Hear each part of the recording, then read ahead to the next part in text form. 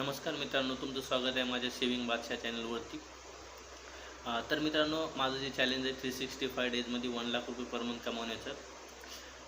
तर तर ते चॅलेंज तर आपण कंप्लीट करणार आहे. आजच्या व्हिडिओमध्ये मी तुम्हाला सांगणार आहे की आता माझा एक मित्र आहे, तो एका चांगल्या ऑर्गनायझेशनमध्ये वर्किंगला आहे. त्याला मंथली 20,000 पण सॅलरी आहे, म्हणजे तो चांगलं कमवतो आहे. पण त्याचं काय झालेलं आहे की स्किल काय असते याबद्दल मी बोलणार आहे. की त्यांनी ना, म्हणजे त्याच्याकडे त्याचा स्वतःचा लॅपटॉप आहे.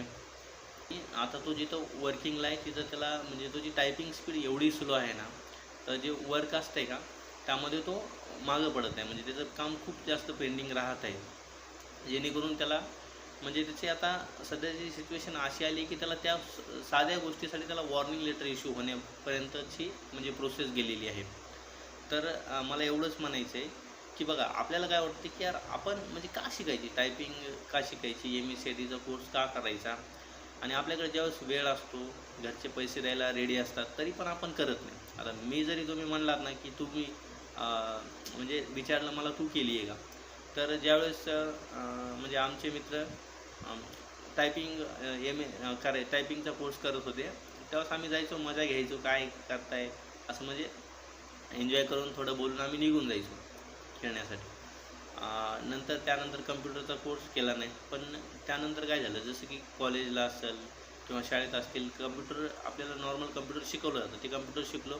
आणि ज्यावेळेस मी लास्ट ऑर्गनायझेशनमध्ये वर्किंग होतो, त्यावेळेस मी म्हणजे ज्यावेळेस मला टाईम भेटेल ना, त्यावेळेस मी ते कीपॅडवरती टायपिंगची प्रॅक्टिस करायचो. त्यामुळे काय झालं की मी त्याच्यामध्ये परफेक्ट होत गेलो. तर आता म्हणजे मला याच्यातनं एवढंच सांगायचं आहे की जे काही कोर्सेस तुम्हाला करता येतील, जसे की टायपिंगचे क्लास असतील, लावा. MSCIT करून टाका. जर तुम्ही 8वी 9वी किंवा 10वीमध्ये असाल ना, तर हे सगळ्यात तुमच्यासाठी बेस्ट टाईम आहे. 9वी 10वी यावेळेस तुम्ही जेवढं म्हणजे स्वतःवरती काम कराल ना, ते नेक्स्ट टाईम तुम्हाला वाटेल की यार हे साध्या साध्या गोष्टी कोणी पण करू शकते. पण त्या गोष्टी आम्ही त्यावेळेस नाही केल्या, म्हणून आता त्या आम्हाला थोडा कठीण जात आहेत. असं नाही की ह्या गोष्टी आता आपण शिकू शकत नाही, शिकू शकतो. पण जो वेळ आपण दुसऱ्या गोष्टीसाठी द्यायला पाहिजे, तर आपण आता त्याच गोष्टीमध्ये अडकून राहिलो, जे की त्यावेळेस आम्ही केलं नाही किंवा मी पण केलं नाही.